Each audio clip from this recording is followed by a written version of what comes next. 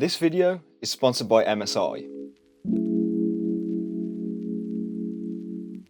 1440p is the best gaming resolution and it's not even close, but by the end of today's video you'll find out why I and so many gamers are switching to 1440p heading into 2025, and to help out with the video MSI sent out their MAG 274 QRF QD E2 1440p gaming monitor, so let's get straight into it, eh?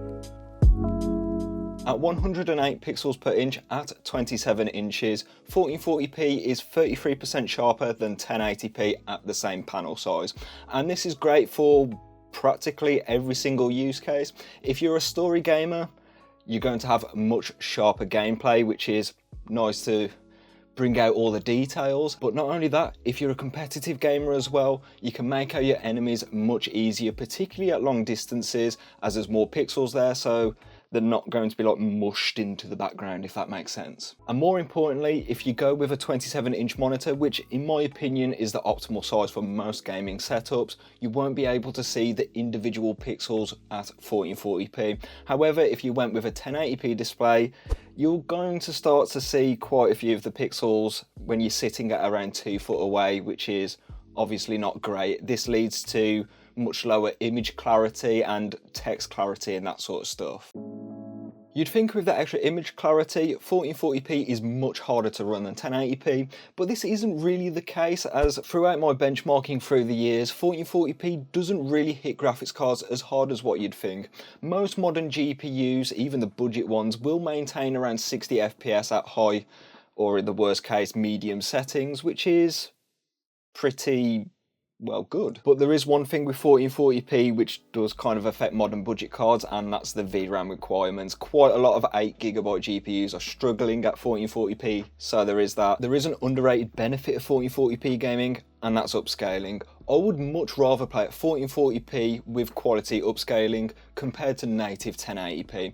This is because at high resolutions, like Quad HD, upscalers have more information to work with while they're upscaling, especially quality. It works so well at 1440p, even with FSR, which is not as good as DLSS, but it still works pretty well at Quad HD. Oh, and going back to the 8GB graphics cards, if you use upscaling at 1440p, you're going to be using less VRAM as well, so you might be saving a few performance troubles going that route.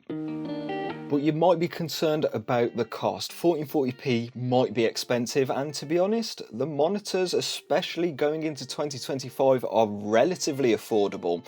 If you look at 1080p 144Hz monitors, they go for around £100 to £120 here in the UK, but if you wanted to jump up to a pretty decent quality 1440p monitor, you're going to be spending like £60 or £80 more, and for what you get in turn of that, it's definitely worth it. MSI's got a solid variety of 1440p displays, especially with ones like the MAG 274 QRF QD E2.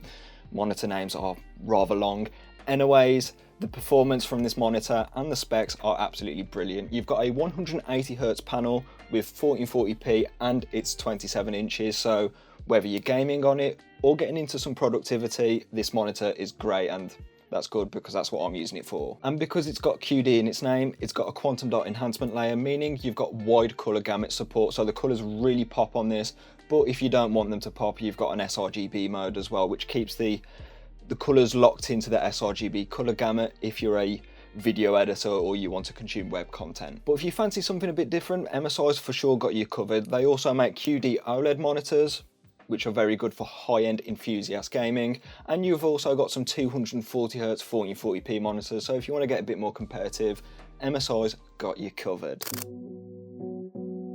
If you're a productivity user or you like to work on your gaming PC as well, 1440p is definitely a great sweet spot here as well.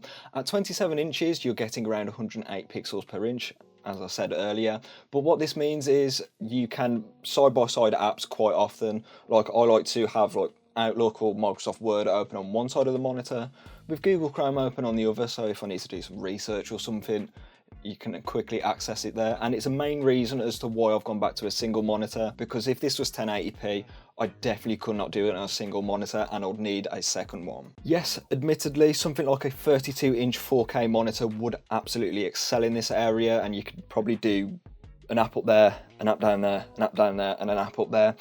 But to be honest, I think it's kind of overkill for most users, but if you're productivity focused, maybe 4K might be better in this area.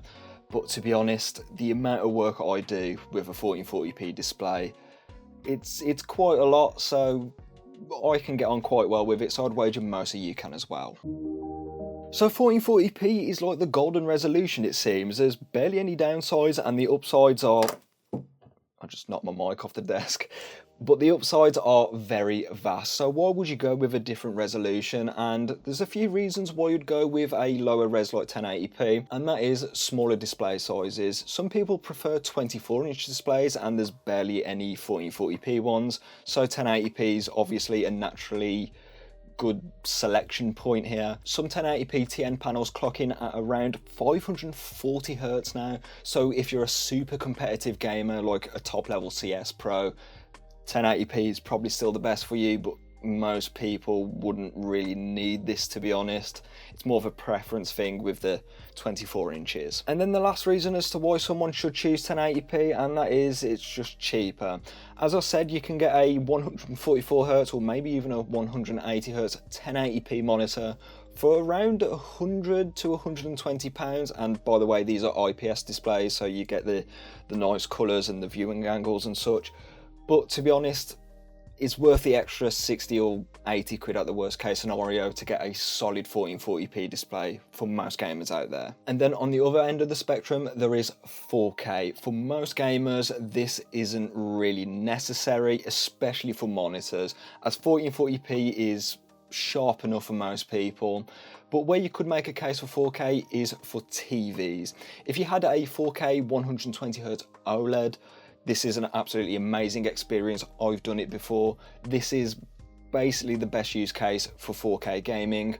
But if you're a productivity user and you like to work quite a lot, a 32-inch 4K monitor is also a very good shout as well.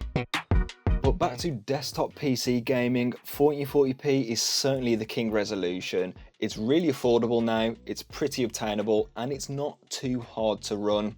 And then lastly, it's a very sharp resolution at 27 inches. So if you wanted to pick up a 1440p display for your gaming setup, make sure you check out MSI's wide range of Quad HD displays. They're sure to have one which would suit your needs. This MAG27 for QRF QD-E2 is a good starting point.